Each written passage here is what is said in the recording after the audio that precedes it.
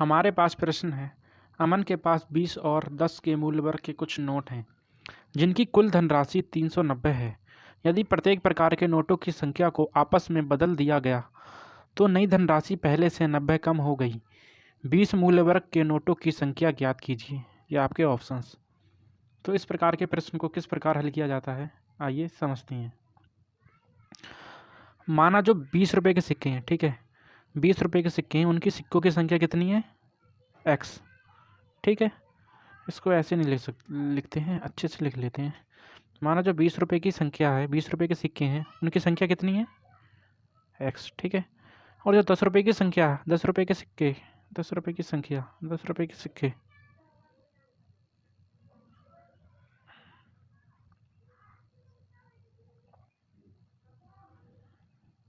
हमारे पास प्रश्न है, अमन के पास 20 रुपये और 10 रुपये मूल्य वर्ग के कुछ नोट हैं जिनकी कुल धनराशि 390 है। यदि प्रत्येक प्रकार के नोटों की संख्या को आपस में बदल दिया जाए तो नई धनराशि पहले से 90 कम हो जाती है। 20 मूल्य वर्ग के नोटों की संख्या ज्ञात कीजिए। ये आपके ऑप्शंस। तो इस प्रकार के प्रश्न को कैसे करते हैं, आइए जानते हैं। तो हमें प्रश्न में दिया है 20 और 10 के नोट हैं, ठीक है। तो माना जो 20 रुपये के नोटों की संख्या है वो कितनी है, x, प्लस और जो 10 रुपये की नोटों की संख्या है वो कितनी है, y। तो टोटल नोट की वैल्यू कितनी हो जाती है, 390, ठीक है। अभी जब 20 रुपये का एक नोट है और उसकी संख्या x है तो 20 की मल्टीप्लाई x से करेंगे तो टोटल धनराशि निकल के आएगी हमारी, ठीक है। उसी तरह जब 10 रुपये का एक नोट है और y उसकी नोटों की संख्या है तो 10 की मल्टीप्लाई अगर हम y से करेंगे तो टोटल धनराशि आएगी। दोनों को जोड़ के हमारे पास दिया है 390। अभी आगे कहता है, यदि प्रत्येक प्रकार की नोटों की संख्या को आपस में बदल दिया जाए।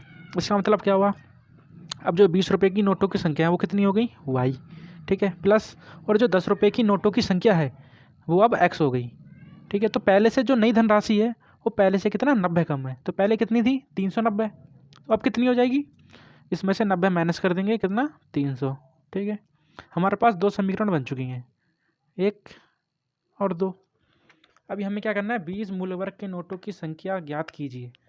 हमें x का मान निकालना है, ठीक है, क्योंकि उसमें पूछा है 20 के जो नोट हैं उसके मूल्य वर्ग की संख्या बताइए।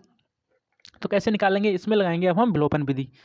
विलोपन विधि लगाने से पहले हमें एक वैल्यू सेम करनी पड़ेगी, या y की वैल्यू सेम कर ले या फिर x की वैल्यू सेम करने, ठीक है। हमें x का मान निकालना है, इसीलिए हम y को कैंसिल करने के लिए y की वैल्यू सेम करते हैं।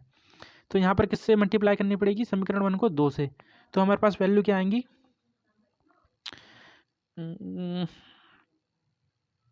ठीक है, हमारे पास वैल्यू आ जाएंगी नई समीकरण की, 20 दूनी 40x प्लस 10 दूनी 20y बराबर में कितना, 0, 9 दूनी 18 का 8, हासिल लगा 1, 3 दूनी 6 और 1 7, ठीक है। ये वाली समीकरण ऐसी की ऐसी ही रहेगी।